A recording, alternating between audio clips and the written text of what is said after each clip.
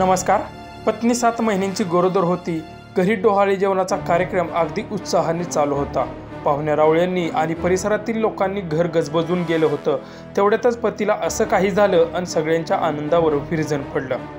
पुढे सविस्तर बातमी पाहण्याआधी आपला RG Marathi news channel subscribe करून घ्या। नागपूर येथे इंदिरानगर इथे जाटत रोडी परिसरात महेश बवणे याचं कुटुंब राहत होते। त्याच्या वडिलांचे काही वर्षांपूर्वीच निधन झालं होतं। ते रेल्वेमध्ये नोकरीस होते। त्यांच्या जागेवर महेशलाही नोकरीस ठेवलं होतं।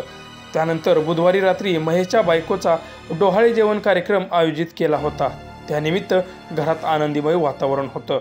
महेशच्या शेजारी राहणाऱ्या महिलेने लॉकडाऊनच्या काळात आरोपी शेरू उर्फ शंकर राठोड यांच्याकडून व्याजाने काही पैसे घेतले होते। शंकर हा अवैध सावकारी करत असून त्याच्यावर यापूर्वी हत्या, प्राणघातक हल्ला असे गुन्हेही दाखल असल्याचे सांगण्यात येत आहे। शंकरकडून पैसे उधार घेतलेल्या महिलेची मुलगी महेशच्या घरी त्याच्या पत्नीला मेहंदी लावण्यासाठी आली होती। यावेळी शंकर दारूच्या नशेत महेशच्या घरी आला आणि त्याने मुलीला शिवीगाळ करत धमकावणे सुरू केले। मात्र घरात पाहुणे असल्याचे कारण देत महेशने शंकरला शिवीगाळ करू नका असे सांगितले।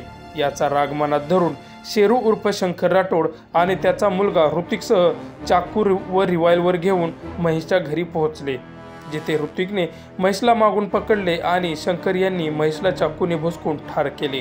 त्यानंतर त्यांनी घटनास्थळावरून पळ काढला। महेशच्या कुटुंबियांनी परिसरातील रहिवाशांच्या मदतीने त्याला शासकीय वैद्यकीय रुग्णालयात नेले, मात्र तपासणी दरम्यान डॉक्टरांनी त्याला मृत घोषित केले। या घटनेनंतर संपूर्ण आनंदीमय घर शोकात बदलले।